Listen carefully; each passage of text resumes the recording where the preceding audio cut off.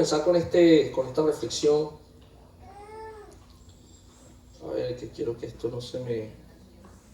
Vale. Dice así: un buen capitán de barco no se forma navegando por aguas tranquilas.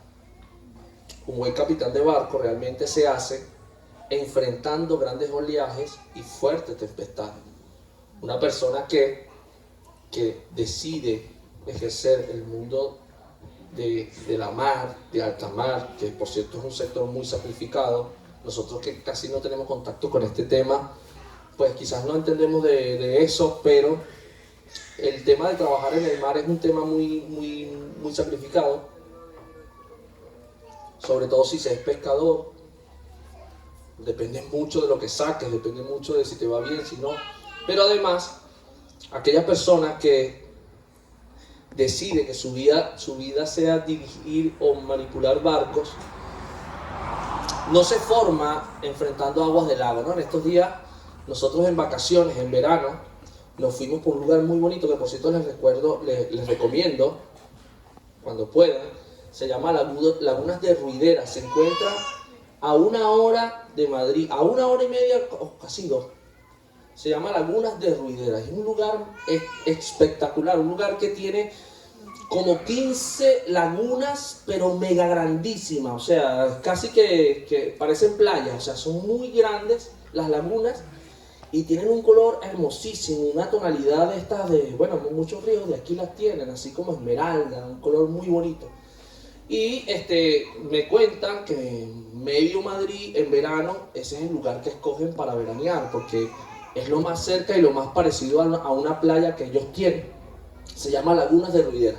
Y en ese lugar, hermosísimo, se ven los peces, el agua muy clarita. Hay estos barquitos que tú agarras así y empiezas a darle con el pedal y te vas. Yo andaba con mis niñas en verano y alquilamos un barquito de eso. Y la experiencia fue fenomenal. Además, mis hijas disfrutaron muchísimo. Está muy chulo todo eso. Pero al final es un lago. Y ustedes saben que en un lago, obviamente es cierto que el lago se alimenta de algún tipo de riachuelo, el agua está de alguna manera corriendo, aunque en el lago el agua está un poco estancada, pero corre el agua a través de los riachuelos que van alimentando una laguna con otra. Pero al final no va a ser más que un lago. El agua de un lago, ¿cómo es? Siempre va a ser apaciguada, siempre va a ser tranquila. Usted no va a ver oleaje en un lago, usted no va a ver, salvo que algún día que otro haga mucho viento y de repente se ve como una mini corriente, pero más de allí no va a pasar. El lago no va a tener corriente fuerte como la del mar porque no tiene las características de un mar. Tan sencillo como eso. En cambio, un mar es diferente. Yo no puedo decir soy capitán de barco porque alquilé ese barquito con pedalitos y navegué por él. Yo no puedo decir, no me puedo bajar después diciendo soy capitán de barco porque no, ¿verdad? O sea, me va a decir, ¿tú eres tonto o qué? ¿No?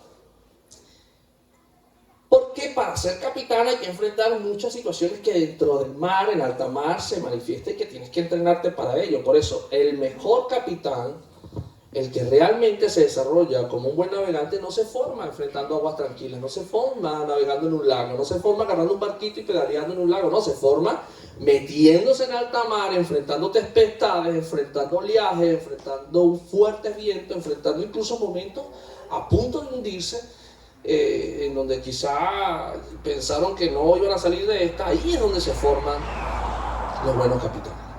¿Por qué cuenta esto, pastor? Todos esperamos que la vida sea apacible. Todos queremos que la vida sea como el barquito que alquiló el pastor de pedal en aguas tranquilas y podamos pasear por ella viendo los peces, disfrutando del color del agua, del paisaje. Todos esperamos navegar sobre un lago, pero la vida no es un lago, la vida es un mar. Y el mar tiene oleaje, el mar tiene corriente, el mar tiene tempestades, el mar tiene huracanes, el mar tiene condiciones climatológicas diferentes a las del lago. Sin embargo, hay algo en nosotros, dentro de nosotros, que espera, que anhela que la vida fuese como si estuviéramos navegando en un lago. Pero cuando enfrentamos la primera dificultad, no solo sabremos que no va a ser así, sino que vendrá con fuerza y atravesaremos tormentas, huracanes, e incluso en algunos momentos pensaremos que nos vamos a hundir. Yo no sé cuánto les ha pasado. Pero yo en algunos momentos en el barco de mi vida he creído que esto se hundió y ya no va a volver a flotar, ni mucho menos voy a llegar a puerto seguro. Precisamente por ser la vida así es que muchos llegamos a la iglesia aporreados. Precisamente por ser así la vida es que muchos llegamos con el mástil roto, con los sueños metidos en una carpeta mojada, donde algunos se borraron. Algunos llegaron preguntándonos qué pasó. Y quizás nuestros padres, a los que los tuvieron, que tuvieron la oportunidad de crecer con ellos, trataron de hacernos el encuentro lo menos doloroso posible con la vida. Pero al final, con conciencia o sin ella, no nos prepararon para enfrentarla. Porque la actitud automática de un padre siempre va a ser hacerte menos dolorosa la vida. Los niños quieren predicar hoy, ¿eh? Los predicadores. Así que cuidado, padres. Cuidado a aquellos padres que les quieren evitar los sufrimientos y los dolores a los hijos. A veces no es del todo bueno. Ese sentimiento protector a la misma vez le está escondiendo una realidad con la que en algún momento igual se van a encontrar. No estoy diciendo que dejemos a los niños a la buena de Dios y dejemos que sufran, no. Pero estoy diciendo que hay situaciones que los niños tienen que enfrentar para desarrollar tolerancia a la frustración. Para entender que no todo en la vida es fácil y cuando crezcan sepan a qué se enfrentan. A veces hay padres que le evitan situaciones difíciles a los niños y que le crean una especie de burbuja artificial alrededor de ellos para que no sufran, para que no vivan lo que yo viví, para que no pasen por lo que yo pasé, porque esas son nuestras frases, ¿verdad? Pero al final, tarde o temprano, el niño va a crecer y se va a enfrentar a las mismas realidades que tú te enfrentaste. Y si tú no le enseñaste desde pequeño que la vida tiene un sabor, tiene una dinámica, tiene un metabolismo al que él tiene que prepararse para enfrentarla, entonces lo que hiciste realmente fue evitarle ciertamente un dolor que en algún momento igual va a pasar, pero que si no está preparado le puede dar más duro. Le alargas, le aletargas ese dolor, pero al final le va a venir dando más duro. ¿Por qué? Porque cuando ya crecidito se enfrente a esta realidad va a decir, ¿y por qué mi mamá no me dijo esto? ¿Y por qué no me enseñaron que esto era así? Porque siempre por alrededor, todo es bonito, hija, todo es bonito, hija. Pero cuando crece se van a dar cuenta que no todo es bonito. Entonces está bien ese sentimiento que como padre a veces tenemos, pero cuidado con exacerbarlo, cuidado con exagerarlo y cuidado con evitar mostrarle a tu hijo las realidades que debe conocer. ¿Sí? Hay cosas que pasan que ellos tienen que saber que pasan. Cuando mis hijas me preguntan, papá, ¿qué es esto? Esas preguntas incómodas. Yo tengo dos opciones, esconderle qué es eso o explicarle de acuerdo a su desarrollo cognitivo, dentro de lo que pueda entender, lo que ella está viendo. Si se lo escondo, ella va a creer en mí, ella va a confiar en mí porque para ella todo lo que yo diga es verdad. Pero cuando crezca y se dé cuenta de una manera más dura que lo que yo le estaba escondiendo no era así, a lo mejor su forma de darse cuenta es porque ya la afectó, ya la hirió, o ya su barca está a punto de hundirse, y porque a mí nadie me contó que esto era así. Entonces, cuidado con eso, amados padres, sobre todo los padres. Está bien que ese sentimiento protector esté, es parte de la naturaleza paternal, es parte de la paternidad, pero cuidado con exagerarlo. Volviendo al tema del mar, yo lo veo así. Un día nos preguntaron en la escuela qué queremos ser. ¿Cuántos se acuerdan de ese día? Yo me acuerdo de ese día como si fuera ayer. Algunos dijeron bomberos, otros dijeron enfermeras, otros dijeron policía, otros astronautas. De pronto nos vimos saliendo del bachillerato, del instituto, aquí con un título, creyendo que íbamos a comernos el mundo. ¿Cuántos salieron así?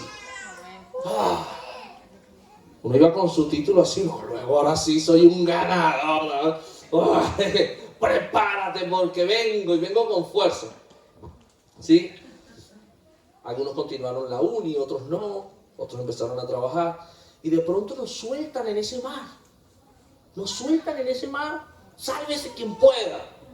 Donde hay corroncho, bagre, tiburones, ballenas, pargos.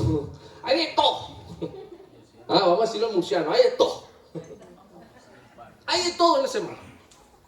Y nos sueltan. Todavía nosotros no sabemos qué somos. Si corroncho, bagre, un buen pescado. No sabemos qué somos, pero nos lanzamos al mar. A todos nos pasa así, ¿no? Pero muchas veces sin decirnos que habían olas, que habían animales que nos pueden comer. Y comenzamos a tratar de conducir esa barca. Cuando vimos lo difícil que era, por lo menos tratamos, aunque sea, de mantenernos flotando. Cuando vemos que no es tan fácil, cuando vemos que no nos podemos comer el mundo. Yo recuerdo el primer día que entré a mi primer trabajo formal. Yo dije, lo logré, ganador. El día que me contrataron en lo que fue mi primer trabajo en la cárcel de menores, que duré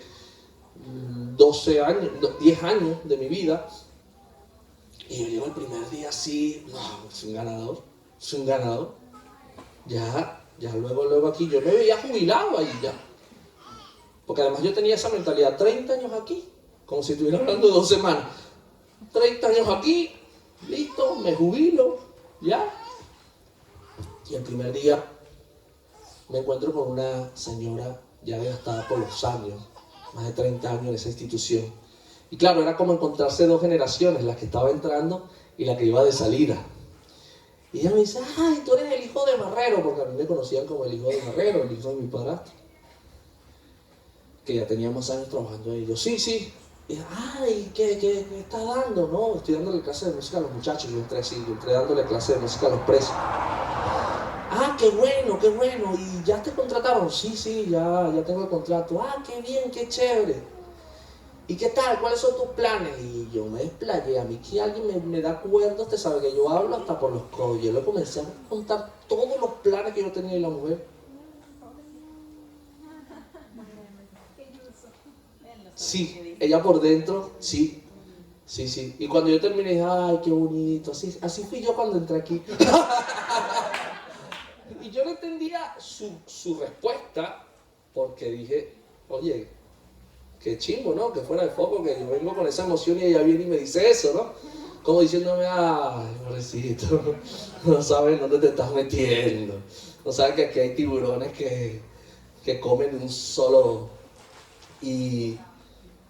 Pero claro, lo que me quiso decir es que es bueno que vienes con esa fuerza, pero como decía mi abuela, como dice, pero y verá, mijo. Pero y verá. Y claro, el pero y verá yo lo vi después. El darme cuenta de que no eran las cosas tan fáciles como yo las pensaba o como yo me las quería construir en mi cabeza. Entonces cuando uno empieza a darse golpes, cuando uno empieza a darse cuenta de cómo es la vida, uno se da por sentado de que no era tan fácil como la pensaba o que las cosas... Y le pasó a muchos, incluso a muchos de nosotros, a muchos de los venezolanos que emigraron, ¿cómo eran sus planes? No, bueno, salgo, trabajo 2 meses, me compro 2 casas, 3 motos, un coche y vuelvo con 20.000 para comprar casa aquí también en Venezuela. ¡Qué papaya! En 4 meses regreso. Hay gente que salió, lleva 10 años y no puede volver porque no reúne para el pasaje de nuevo. Para el pasaporte. O para el pasaporte porque se le venció.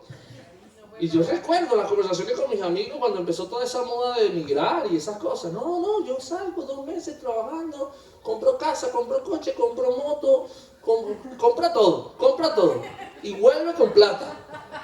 Y vuelve con plata para volver a comprar todo en Venezuela. Lo peor que los que están en Venezuela o en su país piensan lo mismo. Los que no han emigrado piensan lo mismo. Claro. Porque pensamos la vida muy fácil. Nicolás dice que si estabas pensando eso, Nicolás. Si pensar es gratis, amado. Si soñar es gratis. Pero cuando salieron la mayoría y se comenzaron a dar cuenta que no solamente no le alcanzaba para la casa ni para la moto, sino que a broma le alcanzaba para comer ese día. Y a veces con mucha dificultad no comían, no se comían un pan. Con pan. O sea, relleno con pan. Pan con lengua, decía mi mamá. Y el agua. Construimos a veces los sueños muy fácil. La palabra dice que el constructor antes de iniciar la obra primero planifica, primero ve qué tiene a su favor, primero ve si puede, inclusive dice la palabra, si puede terminarla, porque hay mucha gente que comienza algo y no lo termina, por no planificar, por no verse, por creer que todo es tan fácil. Y perdóneme, mi ánimo hoy no es desanimarle. Ciertamente si sueñas, ciertamente si eres constante, si eres disciplinado y si tienes a Dios a tu favor, vas a lograr todo lo que te propongas porque Él es tu ayudador, tu pronto auxilio, tu socorro. Pero a veces nos pasamos de ingenuo pensando cosas que realmente no lo son. Y ese era yo a los 18 años entrando en una institución donde creía que me iba a comer el mundo, iba a salvar a todos esos niños que estaban presos. Y la motivación no era mala porque eso me permitió estar 10 años creyendo que mi aporte era importante dentro de esa institución. Y esos 10 años me diferenció de otros funcionarios que creían que esos chamos no tenían futuro. Y el diferenciarme me permitió asumir cargos y responsabilidades que otra gente no podía asumir porque se habían entregado a la realidad. Porque si hay algo que es muy cierto, tú hoy tienes una realidad, pero Dios enmarca en su palabra una verdad. Dios dice que tú eres nación santa, eres sacerdocio, linaje escogido. Dios dice que los planes que tienen contigo son planes de bien y no de mal. Dios dice que los planes que tienen contigo son de paz y no de guerra. Pero muchas veces nuestra realidad es otra a lo que Dios dice en su palabra. Y nuestro verdadero reto como hijos de Dios y como creyentes y como seguidores de la palabra es hacer que nuestra realidad se parezca cada día más a la verdad que Dios está diciendo en su palabra. Sí, pastor, pero es que yo no estoy viviendo eso. Bueno, esa es tu realidad. Esa es tu realidad de hoy. Pero la verdad de Dios es otra para ti. Y tu lucha, tu esfuerzo diario, tu disciplina, tu empuje, tu caminar cada día debe ser para tratar de acercarte a esa verdad que Dios ha dicho que tiene preparada para tu vida. Amén.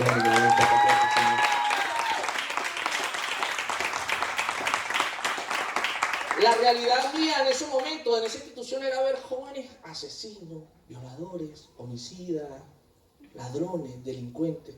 Pero la verdad dentro de mi espíritu, dentro de mi mente, era tratar de cambiar esa realidad. Y mientras eso se mantuvo, los 10 años que estuve allí, yo lo hacía con pasión y yo cada día me levantaba, iba a ese lugar con ganas de trabajar. Y eso me convirtió en el director de la escuela que funcionaba dentro del recinto. No porque yo fuera más preparado que otro, porque incluso era el menos preparado para ese cargo. Déjame decirte que cuando Dios está de tu lado, aunque no estés preparado, Dios te abre las puertas. Porque Dios no llama a gente capacitada. Él capacita al que llama. Amén. Hay veces que no nos sentimos preparados para asumir algo. Pero si Dios te está poniendo allí, está abriéndote la puerta, tranquilo, Él te va a capacitar en el camino. Amén, amén. Y eso pasaba conmigo. En el momento que asumí esa responsabilidad ni siquiera había terminado la universidad. Y mis compañeros todos tenían 2 y 3 carreras y eran PhD y maestría. Y vieron en mí la persona que llevara la responsabilidad de la escuela, no porque estuviera más preparado, sino que por mis ojos había inspiración y motivación de querer cambiar a esos chavos. En los ojos de los otros que tenían PhD, maestría y 2 carreras no estaban eso. No estaba esa motivación. Y por eso fue que se decidieron por mí, no porque tuvieron mejor currículum. Y eso, créeme cuando te digo que eso mismo ha pasado en todas las responsabilidades que Dios me ha permitido asumir. Pero la diferencia es la actitud con la que tú llegas al lugar. Por eso yo te voy a decir algo, y no estoy queriendo decir que no te prepares. Prepárense lo que puedan, fórmense cada día en lo que quieran hacer.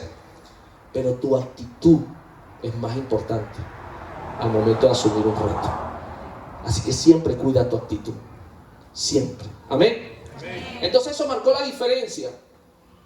Eso marcó la diferencia y me hizo estar 10 años creyendo que mi aporte en ese lugar era importante. Y sí es verdad que el porcentaje de los que se regeneraban era muy poco, pero bueno, se regeneraban. Era el 1%. Pues yo trabajaba como si fuera para el 100%, aunque al final terminaba regenerándose el 1%. Pero qué bonito es cuando todavía en las redes sociales, por Facebook, me escriben chamos que estuvieron presos allí, que yo fui su profesor, o que fui el director de la escuela donde ellos estuvieron, y me dice, maestro, gracias por lo que hizo por mí. Maestro, gracias porque creyó en mí cuando nadie ahí creía en mí. Porque me dieron un curso de herrería y resulta que yo no sabía hacer nada en la vida y después que salí detrás de la cárcel fui, empecé a trabajar de herrería y ahora soy tremendo herrero. porque me dieron un curso de carpintería y ahora soy tremendo carpintero. Gracias, maestro, porque me decidí a estudiar porque usted me animó y resulta que me gradué de bachiller y ahora saqué tal carrera y ahora soy licenciado en tal cosa. Qué bonito es ver después de 10 años que han pasado. Me han pasado 10 años, yo dejé 2010, 2014, faltan 8 años que han pasado, que todavía esos frutos estén allí. Así, amados, que la realidad es una, pero la verdad de Dios es otra. Y su trabajo como creyente es traer la verdad de Dios de lo espiritual a lo natural e implantarla en tu vida. Amén. Amén. Pero a muchos nos preguntaron qué queremos ser, dijimos de todo, queríamos ser de todo, luego nos metieron en ese mar, empezamos a darnos trancazos con cuantas piedras nos encontramos y de repente llegamos al único puertocito. ¿Y qué pasó? ¿Cuánto fue? ¿Quién me golpeó? Uno ya no sabe, uno llega al puerto que logró llegar, al que logró llegar, porque no es que uno tenía claro para dónde iba, sino a donde el viento te llevó. Es una película, ¿no? Donde el viento te llevó. Y llegamos así como que, ¿qué pasó? Así no era la vida. Nadie me dijo que la vida era así. Nadie me dijo que este tema era de esta manera. Nadie me dijo que me iba a encontrar con gente tan mala. Nadie me dijo que me iban a meter el pie. Nadie me dijo que la envidia, los celos estaban dentro de los ambientes laborales. Nadie me dijo que cuando iba a necesitar de alguien iba a haber gente que a lo mejor no me iba a ayudar. Nadie me dijo, y empiezan los nadie me dijo. Y para cuando reflexionamos, muchos ya han perdido el barco, otros han perdido el rumbo, a otros les toca reconstruirse, y muchos llegamos a la iglesia así. Yo resumo la vida así, salvando las diferencias, los matices, porque cada quien tiene una particularidad distinta, pero en general algo así pasó, ¿verdad? Algo así pasó. En la palabra hay una historia similar que lo describe. Vamos a leerla. Vamos a ir a la palabra, vamos a ir al Evangelio de Marcos, capítulo 4, versículo 35.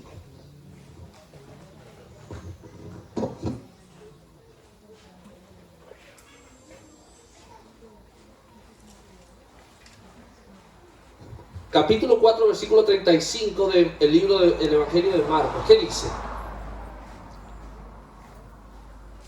¿Quién quiera leer? Amén. A ver. Aquel día, cuando llegó la noche, les di, pasemos a Espera un segundo, Emily. Aquel día, cuando llegó la noche, les dijo, pasemos al otro lado. Y despidiendo a la multitud, le tomaron como estaba, en la barca, y había también con él otras barcas. Pero se levantó una gran tempestad de viento, y echaba las olas en la barca, de tal manera que ya se anegaba. Y él estaba en la popa, durmiendo sobre un cabezal. Y le despertaron y le dijeron, Maestro, ¿no tienes cuidado que perecemos? Y levantándose, reprendió el viento, y dijo al mar, Cállate, enmudece. Y cesó el viento, y se hizo grande bonanza. Y les dijo, ¿por qué estáis así amedrentados? ¿Cómo no tenéis fe? ¿Cómo no tenéis fe? Entonces temieron con gran temor y se decían el uno al otro, ¿quién es este que aún el viento y el mar le obedecen? Aleluya. Esta historia es con Jesús. Dice la palabra que ya habían terminado de predicar ese día y llegó la noche. Y dice que aquel día, cuando la noche llegó, Jesús les dijo a ellos, vamos a pasar al otro lado. Jesús se tenía que la multitud le seguía, dice la palabra. A donde él iba, la multitud iba. Y ya Jesús agotado todo un día hablándole a la multitud, dando la enseñanza, sanando, haciendo milagros. En la noche ya le dice a los discípulos, vamos a cruzar porque es que ya me imagino que estaba agotado. Se montan en la barca y despiden a la multitud y se montan en la barca. Dice la palabra que habían otras barcas también, pero se levantó una gran tempestad. Vientos huracanados, vientos a más de 70 kilómetros por hora, comenzaron a amedrentar, a amenazar la barca, de tal manera, dice la palabra, que ya se anegaba, se llenaba de agua, se metía el agua a la barca. Y, y Jesús estaba en la popa. Yo no recuerdo muy bien el tema, eso que estoy en la parte de atrás. ¿Y la proa? Sí. No sé, pero estaba en una de las esquinas. Tú dices que la popa es adelante, por favor. Doctor Google. Durmiendo, dice la palabra que Jesús estaba durmiendo sobre un cabezal. Y los discípulos, ya viendo que la barca se anegaba, que casi ya se iba a hundir, despertaron a Jesús y le dijeron: Maestro, ¿no tienes cuidado que vamos a morir? ¿No te das cuenta? Y levantándose Jesús tranquilo, reprendió al viento y le dijo al mar: calla. La proa es adelante y la popa es atrás. Él estaba atrás. Le dijo al mar: calla, enmudece. Dice la autoridad de Jesús para hablarle al mar. Y dice la palabra que en ese preciso momento cesó el viento y se hizo grande bonanza, es decir, el día levantó, todo pasó. A lo mejor alguien que llegara en ese preciso momento, un minuto después de que tenían esa tempestad, nunca se iba a imaginar que un minuto antes esa barca estaba a punto de hundirse. Porque dice la palabra que después que Jesús le dijo al viento y al mar que se callaran y enmudecieran, hubo gran bonanza, todo se calmó, salió el sol. Literalmente cuando en las comiquitas así pasa la noche y el día, sale el sol así y viene la luz así, tal cual, todo cambió. Y Jesús les dijo, ¿a quiénes? A sus discípulos: ¿por qué estáis así amedrentados? En otras palabras, intimidados, asustados. ¿Cómo no tenéis fe? ¿Es que no tienen fe? Entonces temieron, dice. Los discípulos, en vez de tener fe, lo que hicieron fue tener temor. Porque vieron lo que Jesús hizo y dice la palabra que temieron. Con gran temor, no con cualquier temor, con gran temor, es decir, se asustaron mucho. Vamos a compararlo quizás con qué sé yo, para ellos era como si hubiesen visto un espanto, un gran susto. Y se decían unos a los otros: ¿quién es este? ¿Quién es este que con esa autoridad aúna el viento y el mar le obedecen? ¿Quién es este? Jesús demostró que su autoridad sobrepasa el razonamiento humano. Jesús demostró que su autoridad está por encima de cualquier cosa. Jesús demostró que su autoridad no solo está sobre la gente, sino está sobre todo lo creado. Amén. Porque el Hijo de Dios es el Hijo del Creador. Y si es el Hijo del Creador, es heredero de lo creado. Y si es heredero de lo creado, tiene autoridad sobre lo que se creó. Ahora yo te tengo una noticia. La palabra dice que tú eres coheredero con Él. La palabra dice que somos herederos y coherederos conjuntamente con Cristo. Eso quiere decir que desde el mismo momento en que tú recibiste a Jesús en tu corazón, tú también pasas a tener y a ser parte de la herencia. Tú también pasas a tener autoridad sobre lo creado. Hay gente que no se cree esto, pero es una verdad. Y es una verdad que los pocos que lo creen y lo entienden, lo usan. Cuando tú entiendes que como hijo de Dios eres también heredero y coheredero conjuntamente con Cristo, entonces, aunque suene muy loco, y aunque yo esté con este comentario asumiendo el riesgo de que sobre todo los que hoy vienen por primera vez digan: este se volvió loco, usted también puede hablarle al mar y decirle: cállate y enmudece, y tiene que obedecer. Amén. Si tiene fe. Por eso Jesús le dijo a los discípulos: es que, ¿qué les pasa? Es que no tienen fe. Es que no tienen fe. Porque se dejan amedrentar.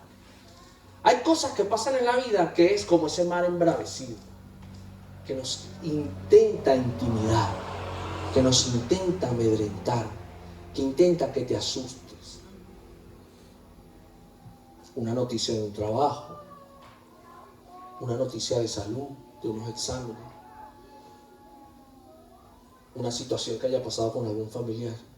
Siempre las noticias tratan de intimidarte. No sé cuántos me entienden lo que estoy diciendo. Tratan de amedrentarte. Incluso hay gente que se acostumbra a esto. Se acostumbra. Y cuando uno le dice: te tengo que decir algo. ¡Ay, qué! ¡Ay! ¿Ah? No, nada. Algo. ¿Pero qué, pastor, pero ¿qué? ¿Ah? Hay otros que dicen, ¿qué hice? Tenemos un rechazo hacia las noticias. ¿Sí? ¿Por qué? Porque como estamos acostumbrados a que nos intimiden, por eso nosotros aquí somos portadores de buenas noticias. Cuando nosotros te digamos, te tengo una noticia, tiene que ser buena. Amén. Tiene que ser buena, en el nombre de Jesús. Dice la palabra que somos portadores de buenas noticias. Pero la gente, y por eso es que hay veces que se viven dramas, ¿no? Hay gente que le alimenta las malas noticias. Cuidado, cuidado. Y que las busca, que quiere sufrir. Es que siente, hay gente como que tiene una cuota de sufrimiento en su vida y diariamente tiene que llenarse como si fuera, qué sé yo, una botella de refresco que hay que llenarla todos los días. Entonces, hoy siento que no he sufrido lo suficiente.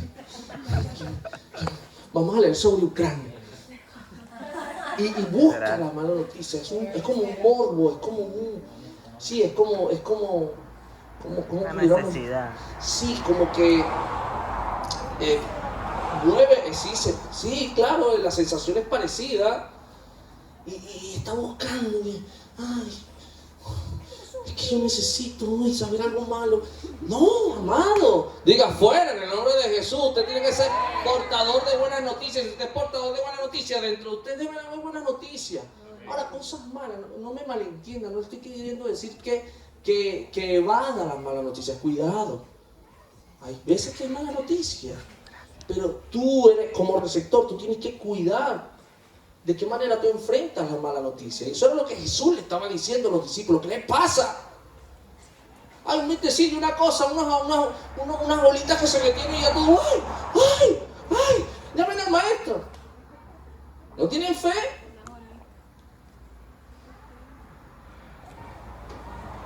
Y la gente que es así sufre por todo. Le llega una carta del banco, una carta del banco, pero ábrela. A ver cuando la abre, una tarjeta de crédito. No, mira, una tarjeta de crédito. ¿Qué cosa? Yo pensaba que era que me iban a cerrar la cuenta. Yo pensaba, y se las inventa, las malas noticias.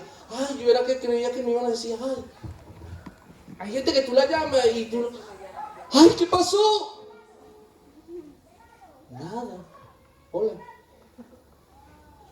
O sea, están en ese estado. Están en ese estado de que todo es malo, de que todo es sufrición. Cuidado, amados. Cuidado. Cálmate. El que no tiene fe. El que tiene fe tiene que estar preparado hasta para enfrentar las malas noticias.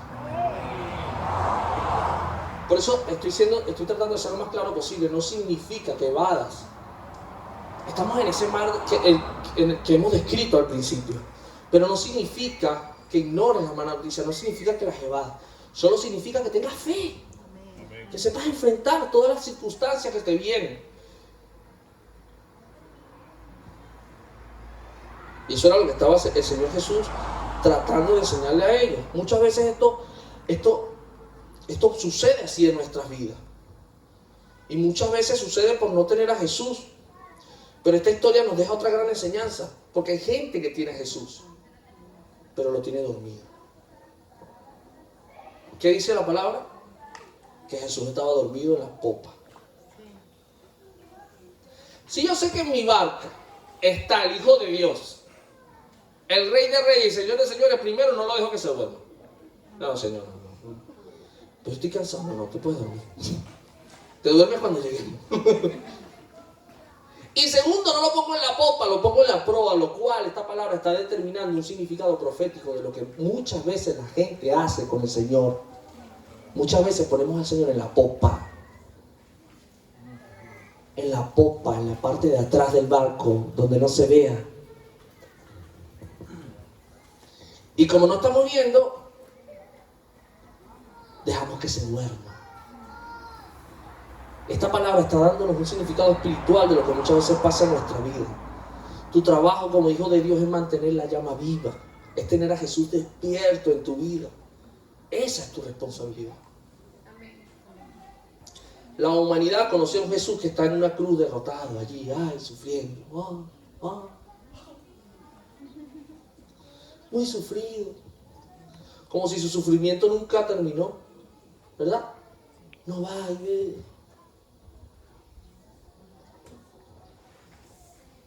No me estoy burlando de eso. Estoy diciendo que ese no es el Jesús que yo conozco. Amén. Nosotros conocemos un Jesús que se bajó de esa cruz. Vivo. Resucitó y está vivo. Amén. No está sufriendo. Porque si Él estuviera sufriendo, entonces ¿cómo nos va a ayudar a nosotros si Él está sufriendo? Si Él estuviera todavía montado en esa cruz, ¿cómo nos ayuda si está todavía clavado ahí? Él se bajó de esa cruz, te tengo una noticia. Y está a la diestra de Dios Padre, y está siendo nuestro abogado, nuestro intercesor. Está alegre, está bendecido. Dice la palabra que fue elevado hasta lo sumo. No es una crítica, es una realidad, es una verdad, destapando una verdad. Conocemos a un Jesús que se bajó de esa cruz, que resucitó y que está vivo. Te lo repito, está vivo. Amén. No dormido, no puede estar dormido. Y está hoy en día a la diestra de Dios Padre. Eso es lo que dice la palabra. No te estoy echando un cuento mío, es lo que dice la palabra. Es nuestro Salvador, nuestro intercesor, nuestro abogado, nuestro amigo. Yo no conozco a un Dios sufrido. Pasó por un sufrimiento, padeció, pero por nosotros, para que nosotros fuésemos sanados. Padeció, le tocó vivir lo que teníamos que vivir nosotros. Pagó la deuda. Pero fue un acto de amor lo que Él hizo. Para que hoy tú y yo podamos estar aquí bonitos y gorditos como estamos. Sobre todo gorditos.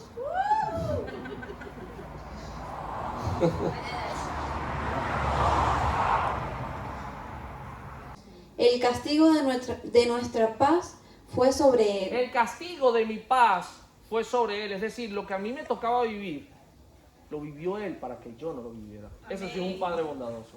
Amén. ¿Qué te merecías tú o qué me merecía yo? La muerte. Conforme a nuestras acciones, conforme a nuestra manera de vivir, conforme a lo que a veces hacemos del lado de Dios y como personas todos, de manera natural, tenemos emociones muchas veces provistas de nuestra iniquidad malsanas, emociones que hacen daño, que hieren a la gente, emociones que nos sacan la mejor versión de nosotros. ¿Y qué nos esperamos nosotros? ¿Cuál es la paga de eso? La muerte, la condena.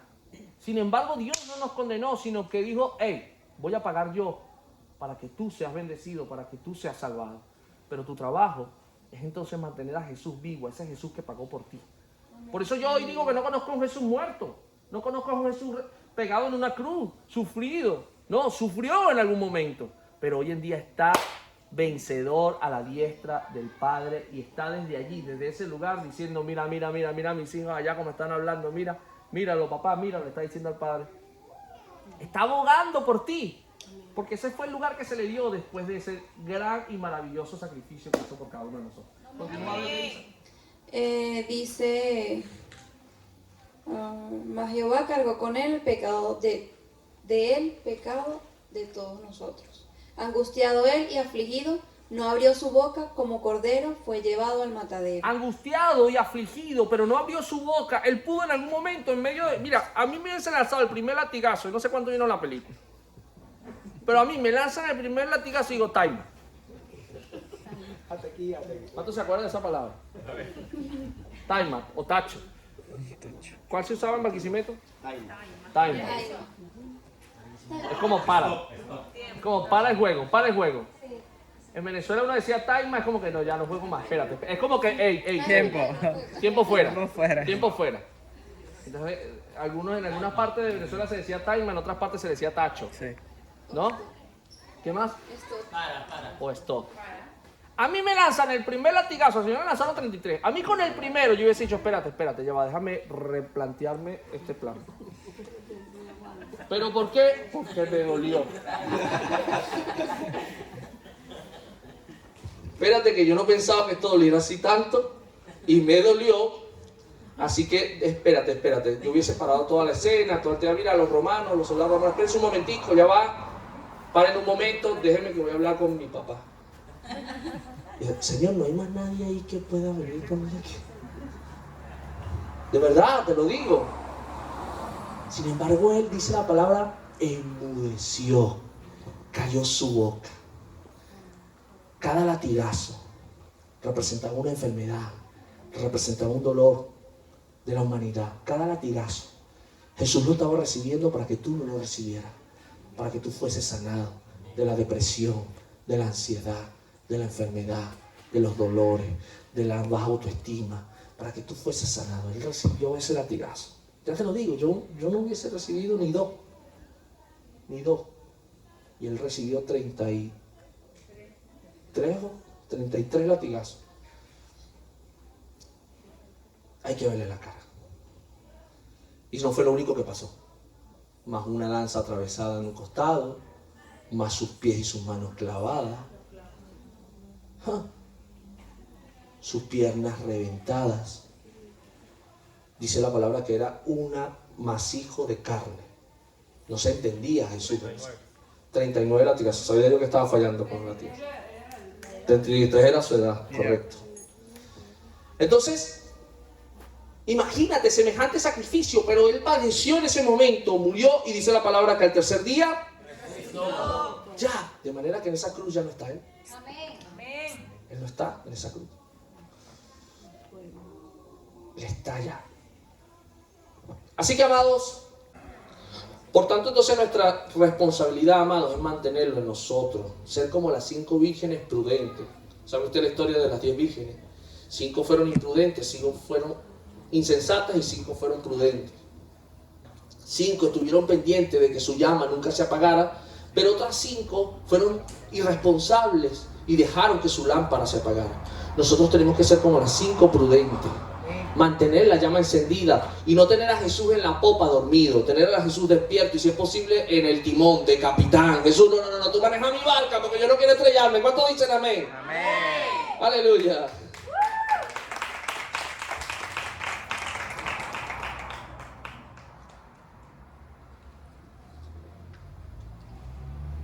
Anoche, cuando estaba orando por este mensaje, el Señor me permitió ver algo.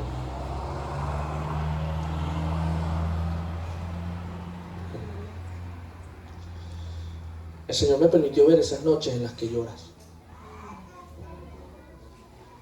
preguntándole ¿hasta cuándo será esto? O la desesperación que sientes por cambiar tu realidad, porque no se parece a la verdad de Dios en ti. He visto las noches de oración cuando le pides que te ayude a ser fuerte, a sobrellevar tu realidad. Pero déjame decirte algo. La tempestad de ahora te está formando. Los vientos huracanados de ahora te están formando para ser un buen capitán.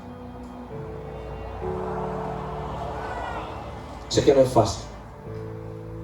Sé que es duro. Cuando anoche pensaba en esto,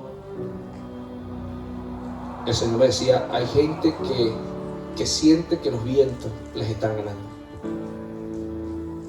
Diles que no. Diles que me mantengan en la barca. Diles que me despierten. Diles que tengan fe. Yo no te estoy pidiendo con este mensaje que ames la tormenta, porque ¿quién ama la tormenta? ¿Quién quiere ver su barca siendo azotada por los vientos al punto de hundirse?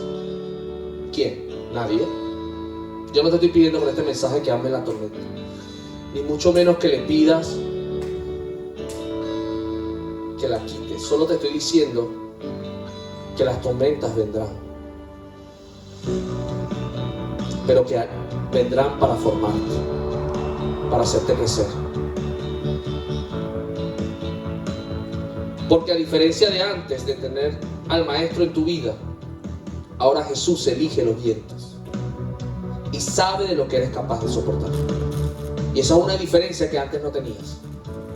Antes venían las tormentas y te azotaban y no tenías a Jesús, era diferente. Pero ahora lo tienes. Amén. Así que Él sabe qué viento permite que venga a ti. No te voy a mentir diciéndote que llegar al Señor significa que las tormentas acaben. No, significa que ahora tienes al maestro, al capitán montado en tu barca. Amén. Significa que ahora le puedes entregar el timón a Él. Significa que no te vas a hundir, aunque a veces sientas que te puedes hundir. Nadie quiere las pruebas, nadie. Ni mucho menos los desiertos. Pero si algo bueno puedes identificar de ellos es que nos hace más fuertes.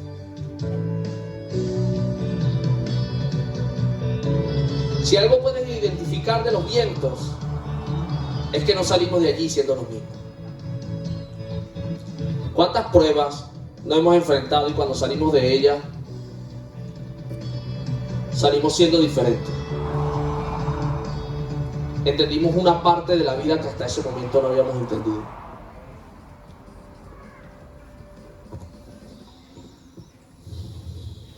La palabra dice en Romanos 8:28, y sabemos que a los que aman a Dios, todas las cosas les ayudan a bien. Amén. Aún las tormentas, aún las tormentas.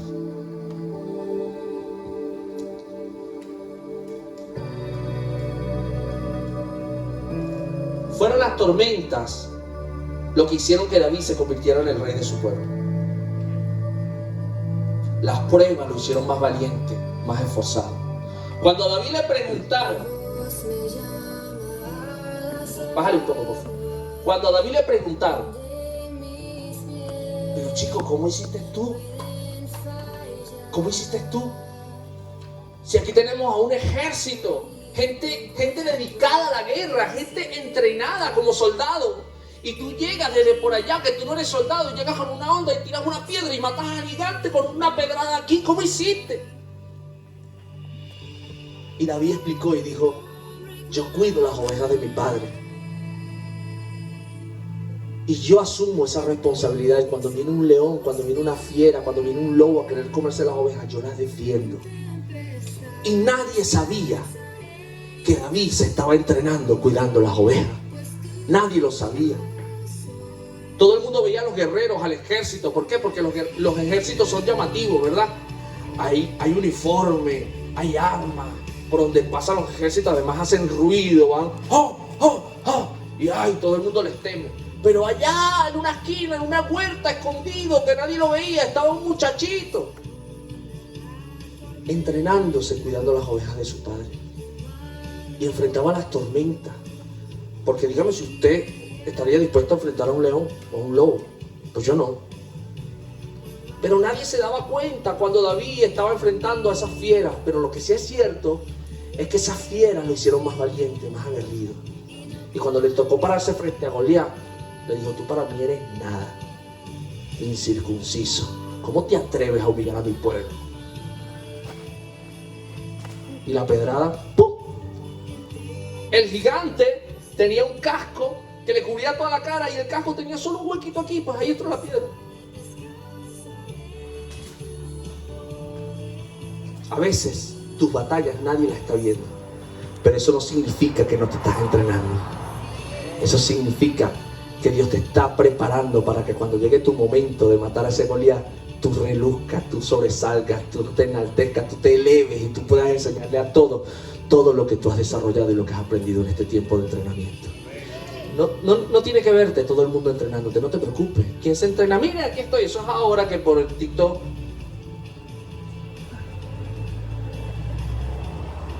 Yo no sé cuál es el chiste de que ahora todo el mundo se graba en TikTok. Bueno, así, cuando son las mujeres, hay 24.000 espectadores viendo cómo la mujer hace glúteo. Eso es postureo.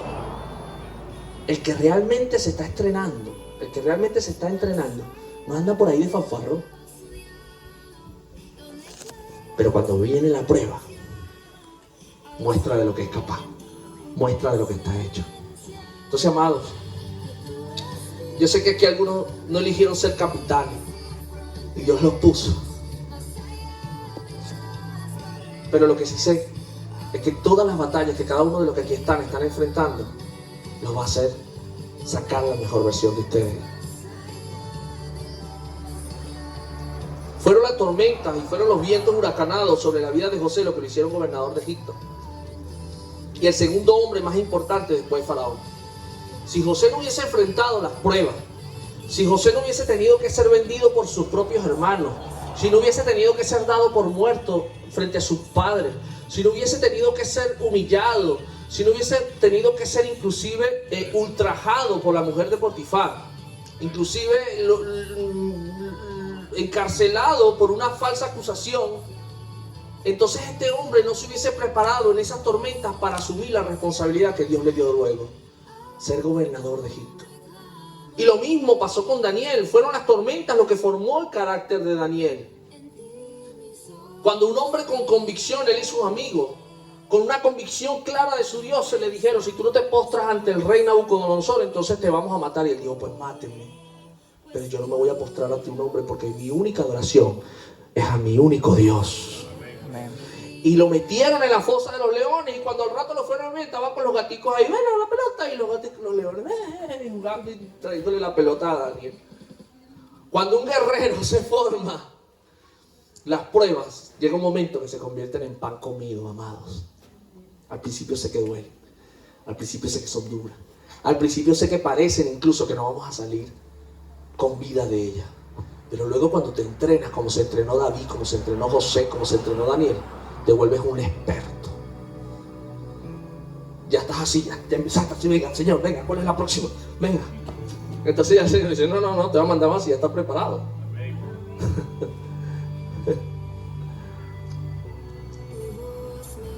Si todos estos hombres, y para no ser machista, también tengo que hablar de Esther, de Ruth, fueron las tormentas las que las formaron su carácter.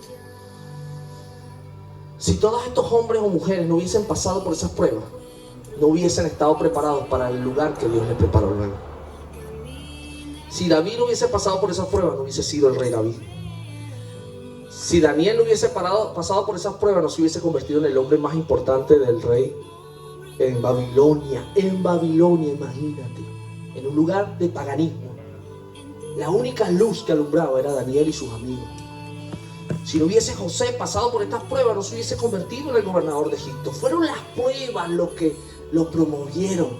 Amados, no te estoy diciendo que ames la prueba, pero te estoy diciendo que las enfrentes con la ayuda del Señor, porque esa prueba te va a promover a un nuevo nivel de fe, a un nuevo nivel de vida. Esas pruebas, esas tormentas, esas cosas que a veces tú quieres que no estén en tu vida, pero están, son las que te van a formar para el siguiente nivel, para la siguiente etapa. Por tanto, no te pido que la ames, pero te pido que la soportes, te pido que la enfrentes, te pido que salgas adelante, que no te quebrantes, te pido que tu fe sea renovada en el nombre de Jesús y que hagas como los discípulos cuando vieron a Jesús calmar las aguas. Se sorprendieron y dijeron: ahora sí sabemos con quién estamos. Yo me imagino a los discípulos cuando vieron a Jesús decir: cállate, aquíétate, y ver que las aguas le obedecieron. Los discípulos dijeron: es que estamos con el papá de los helados. Estamos con el rey de la... ¿Cómo es? Estamos con el que la mueve. Estamos con el que tiene autoridad. Las tormentas, entonces, amados, te hacen mejor capitán. Te experimentan en el mar violento llamado vida. Te hacen más sabio, te hacen más humilde, te hacen más estratega. Son los vientos los que te ayudan a formar la fe, pero tu garantía tiene que ser una sola: que Jesús esté montado en esa barca. Mientras Jesús esté montado en mi barca, lo que me toca enfrentar, lo enfrentaré. Amén. Pero si Él se baja, ya es otro cuento. Por lo tanto, mi trabajo es no permitir que Jesús se baje. Y eso va a depender de ti. ¿Cómo es tu vida después que sales de aquí? ¿Qué haces después que sales de aquí? ¿Cuántas veces tienes en cuenta a Dios en tus decisiones, en el día a día? ¿A quién es el primero que le hablas en la mañana al despertarte y al último que le hablas antes de acostarte? ¿A quién? ¿A Dios o al problema? ¿A quién? Pues al primero que le hables le darás más fuerza. Si le hablas al problema, le darás más fuerza al problema.